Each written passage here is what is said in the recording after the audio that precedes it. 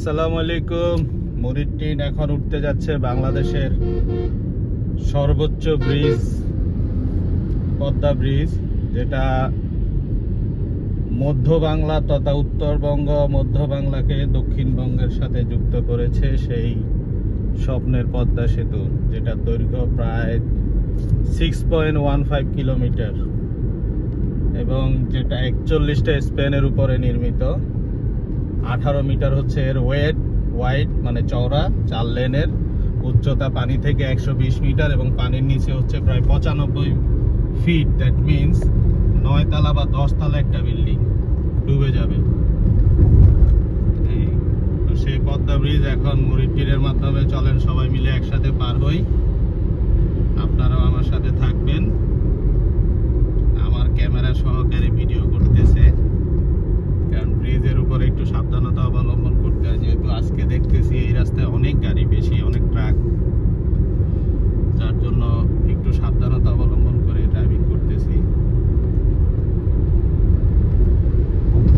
এটা উদ্বোধন হয় 26শে জুন 2022 সালে এবং টোটাল যে খরচ সেটা দেখলাম 301.95 বিলিয়ন বাংলা টাকা এবং 3.6 বিলিয়ন ইউএস ডলার, যেটা সম্পূর্ণ আমাদের নিজস্ব অর্থায়নে, বাংলাদেশের নিজস্ব অর্থায়নে তৈরি। এটা আমাদের একটা চ্যালেঞ্জ ছিল যে পদ্মা ব্রিজ করাটা, তো আমরা পদ্মা ব্রিজ করতে পারলাম শেষ পর্যন্ত এবং সেই ব্রিজের সুফল আমরা এখন ভোগ করতেছি। মুরিদ ট্রেন সেই ব্রিজ পার হচ্ছে সবার দোয়ায়। তো আপনারাও মুরিদ ট্রেনের সাথে এই পার থেকে ওপার যাবেন। ওই পার বাংলার মানুষের অনেক মানুষ এখানে ফেরির জন্য রাতে ওয়েট করছে, কত মানুষ মারা গেছে, তাদের কাছে এই ব্রিজের মূল্যটাই অন্যরকম। তো তারাই জানে এই ব্রিজ কতটা গুরুত্বপূর্ণ এবং আমি নিজেও ভুক্তভোগী। আমি একবার রাতে এদিক দিয়ে পার হইতে গিয়ে যখন রাত 11টা বেজে যায় তখন আর ফেরিতে প্রাইভেট কার উঠায় নাই, তখন শুধু ট্রাক পারাপারের প্রাধান্য দেয়। তো প্রায় ভোর রাত পর্যন্ত আমাকে অপেক্ষা করতে হয়েছে সিরিয়ালে। আমি সুযোগ পাই নাই, ভোর রাতে গিয়ে পরে সুযোগ পাইলাম এবং পার হইলাম। তো ওই স্মৃতিটা থেকে আমি চিন্তা করি, যারা অসুস্থ রোগী দক্ষিণবঙ্গ থেকে ঢাকায় যায় বা ঢাকা থেকে লাশ নিয়ে দক্ষিণবঙ্গে যাইতো, তখন অ্যাম্বুলেন্সে তাদের কি অবস্থা হইতো যখন একসাথে 10টা অ্যাম্বুলেন্স সিরিয়ালে পড়তো, বা কোনো একজন রোগী হঠাৎ স্ট্রোক করছে বা হার্ট ফেল করছে, তার কি অবস্থা হইতো। তো এই জিনিসগুলো আমি মাঝে মাঝে চিন্তা করি। তো যাক, অবশেষে এটা হয়েছে। এটা আমাদের একটা সম্পদ। কি অতীতে কি ছিল, কে করছে না করছে, এটা আমাদের দেখার দরকার নাই। এটা আমাদের টাকায় তৈরি এবং আমি নিজে ব্যক্তিগতভাবে তখন ব্যাংকে চাকরি করতাম। হ্যাঁ, তো আমার স্যালারি থেকেও আমি টাকা দিয়েছি। তখন মনে হয় 1000 বলা ছিল যে অ্যাটলিস্ট 500 টাকা দিতে, তা আমি 1000 টাকা দিয়েছিলাম। তো এখানে আমারও অংশীদার আছে। আমি বাংলাদেশের প্রতিটা মানুষের মালিকানা আছে এই ব্রিজের উপরে। এই ব্রিজ কারো একার না, যদিও দেখলাম যে লেখা বাংলাদেশ ব্রিজ অথরিটি, এটার বর্তমান ওনার বা তত্ত্বাবধানে আছে। তো সেটা ব্যাপার না, এটা হচ্ছে আমাদের জাতীয় সম্পদ, আমাদের সবার সম্পদ। আমাদের যত বাঙালি আমরা বাংলা ভাষাকে ধারণ করি, আমাদের বাংলাদেশে যারা আমরা আছি সবাই এটার মালিক। যখন আমরা মারা যাব, আমরা চলে যাব, তখন আমাদের ভবিষ্যৎ প্রজন্ম এটার মালিকানা হবে। তো দেখতে অনেক সুন্দর ভিউ, সামনেরটা অসাধারণ ভিউ। আগে আরো ফকফক করতে, এখন কুয়াশার জন্য একটু খোলা, কুয়াশাহীন হইলে আর একটু সুন্দর লাগতো। তো আমার সৌভাগ্য হয়েছে এ পর্যন্ত 4-5 বার এই ব্রিজটা অতিক্রম করার, ওই পারে যাওয়া, ওই পার থেকে আসা, দক্ষিণবঙ্গে যাওয়া, এই ভালোই লাগে।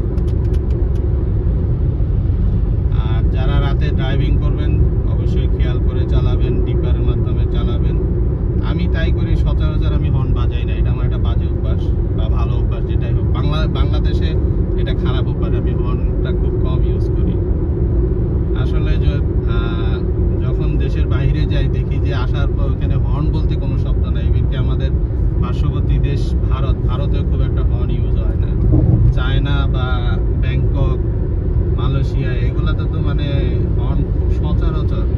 ওদের তো হর্ন হচ্ছে মানে রেয়ার। ওরা মাসে একবার হর্ন বাজায় কিনা সন্দেহ, খুব একটা হর্ন বাজায় না এবং হর্ন দিলেও খুব কোনো সাউন্ড, আমাদের যেরকম হর্ন কেটে গেলে যে সাউন্ড, ওটা নর্মাল হর্নের ওই সাউন্ড। তো 6.15 কিলোমিটারের যে ব্রিজ আর অল্প কিছুক্ষণের মধ্যে শেষ হবে। আমি খুব একটা জোরে চালাচ্ছি না, 80 স্পিড মেনটেন করতেছি। এই যেহেতু আমরা যশোর যাব, এখন বাজে হচ্ছে 11:59, 4টা ভোর 3টা-4টার মধ্যে গিয়ে পৌঁছালেই হবে। টার্গেট হচ্ছে খেজুরের রস খাওয়া গাছ থেকে নামিয়ে ভোর রাতে, দেন হচ্ছে ফুলবাগানে যাব, এই যশোর শহরটা ঘুরবো টুরবো এই আর কি। ঝাপা পাহাড় যাব, নদীর পানিতে গোসল করব।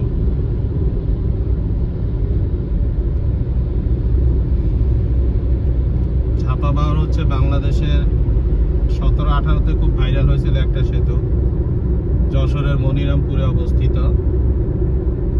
প্রথম ভাসমান সেতু, অনেকগুলো প্লাস্টিকের ড্রাম দিয়ে যে সেতু বানাইছিল সেই সেতু। এবং ওই সেতু দেখতে যাইতে হইলে আশেপাশে অনেক খেজুর গাছ, অনেক খেজুর বাগান পড়ে। তো ইনশাল্লাহ আমরা পেয়ে যাব খেজুরের রস এবং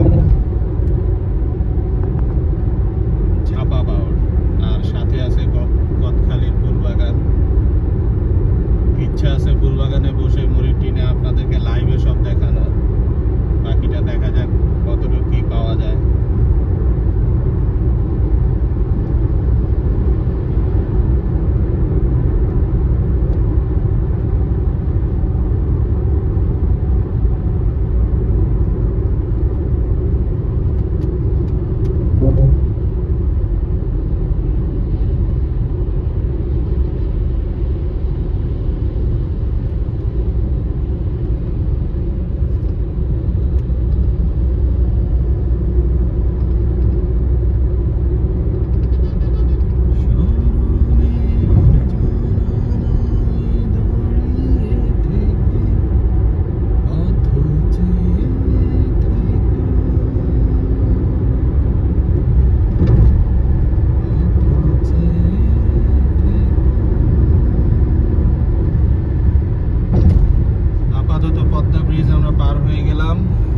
এখন আবার এক্সপ্রেসওয়েতে ভাঙা পর্যন্ত আপাতত বিদায় নিচ্ছি।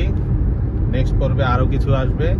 মুড়ির টিনের সাথেই থাকুন, মুড়ির টিনের চোখে বাংলাদেশকে দেখুন। আল্লাহ হাফেজ।